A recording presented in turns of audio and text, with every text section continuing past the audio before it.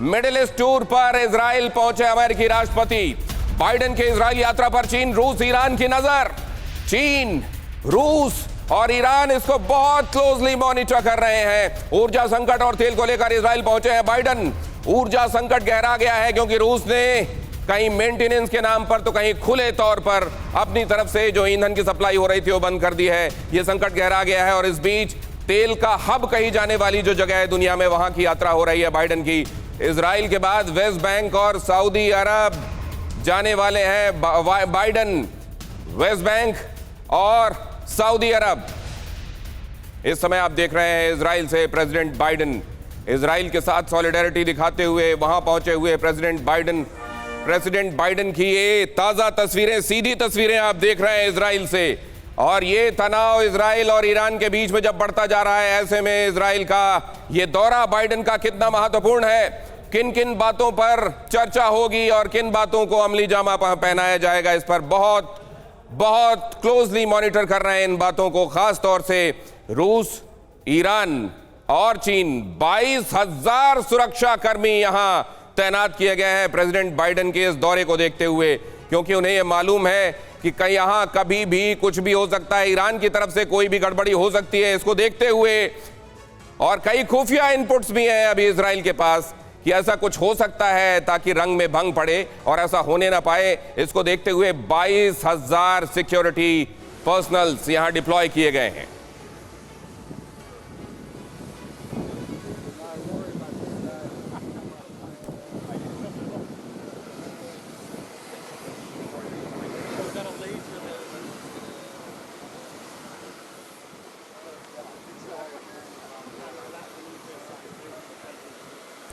आज हमारे खास मेहमान जिनके साथ आज की शाम इन मुद्दों पर हम चर्चा करने वाले हैं, हमारे साथ जुड़ रहे हैं मेजर जनरल ब्रजेश कुमार।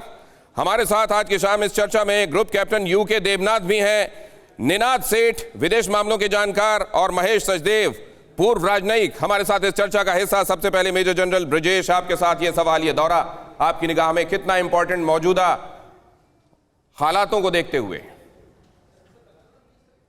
देखिए, बहुत बढ़िया, रेलेवेंट और पेचीदा सवाल है।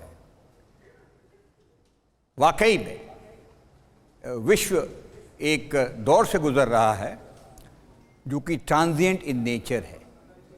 जब भी इक्विलिब्रियम नहीं होता है तो वो घटनाएं, ज़्यादातर दुर्घटनाएं संभव है।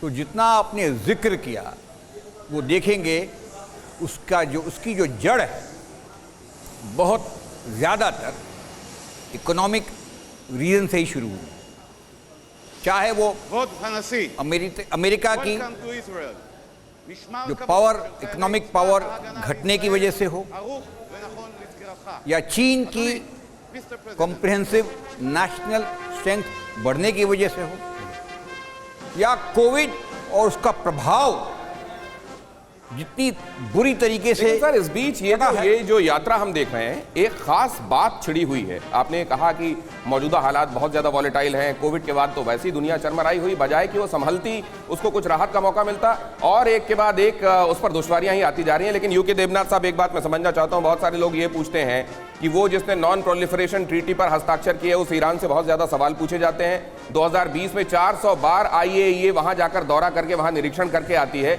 लेकिन इजराइल इस मामले में उसको एक फ्री हैंड दिया गया है। क्या ये ऑब्जर्वेशन सही है? अमेरिका इजराइल को अपना बेटा मानता है। अमेरिका को मालूम है कि इजराइल एक अनसिंकेबल एयरक्राफ्ट कैरियर है, इसलिए अमेरिका बार बार इजराइल की गुस्ताखियों को माफ करता है, क्योंकि वहां पर वेस्ट एशिया में अमेरिका के लिए इजराइल बहुत ही एक मजबूत मित्र है। अमेरिका जानता है कि इजराइल की मदद से वो पूरे वेस्ट एशिया, भूमध्य सागर, लाल सागर तथा पर्शियन गल्फ पर कंट्रोल रख सकता है। वहाँ पर अमेरिका चाहता है कि उसका एक एजेंट हो, जो कि इजराइल इस रोल को बहुत सक्सेसफुली निभाता है, जो कि सारे ऑयल प्रोड्यूसिंग देशों पर अपना एक इन्फ्लुएंस बढ़ा सकता है। आपने बड़ी महत्वपूर्ण बात कही है। क्या सर अमेरिका के एजेंट के तौर पर मिडिल ईस्ट में अपनी पहचान रख रहा है क्या इजराइल, और ये पहचान क्या इजराइल को भी मंजूर है? इस पर मैं आऊंगा आपके पास सवाल लेकर, लेकिन उससे पहले एक अहम खबर बता दूं, अमेरिका को जवाब देने की तैयारी में रूस।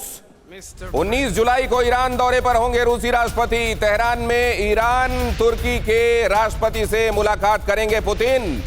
रूस के निशाने पर होंगे अमेरिका और इजराइल।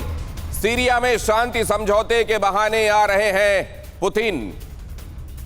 तो जबकि ये यात्रा चल रही है, दूसरी एक यात्रा आने वाले दिनों में पुतिन की तेहरान यात्रा, और उस दौरान वहां टर्की भी मौजूद रहने वाला है। टर्की रूस और यूक्रेन के बीच में भी एक तरीके से पीस निगोशिएट करने की कोशिश करता रहा, लेकिन यह हो नहीं पाया। यहां पर क्या होने वाला है, टर्की की वहां मौजूदगी क्या कहती है, जरा देखिए ऑन द टेबल क्या होने वाला है। ये बहुत महत्वपूर्ण मुलाकातें और चर्चाएं होने वाली हैं। जरा देखिए इधर हम किस पर निगाह रख रहे हैं, रूस और अमेरिका, ये दोनों क्या करने वाले हैं। दोनों ही अपनी अपनी स्ट्रैटेजीज को लेकर आगे बढ़ रहे हैं। रूस अगर ईरान जा रहा है तो अमेरिका की यात्रा के बारे में मैं अभी आपको दिखा रहा था, वो तस्वीरें अभी आपने देखी। जरा इधर देखिए, टर्की, इजराइल और ईरान, इन दोनों के बीच में जो तनाव है वो आप लोगों से छिपा हुआ नहीं है। यहां तक कि जैसा मैंने अभी आपको बताया, एक नक्शा तक तेहरान की तरफ से जारी कर दिया गया है और खामेनेई की 2013 की बात को सामने रखा गया है और यह कहा गया है कि हम हाइफा को पूरी तरह से नष्ट कर देंगे। आप ये भूलिए नहीं 2013 में खामेनेई ने क्या कहा था।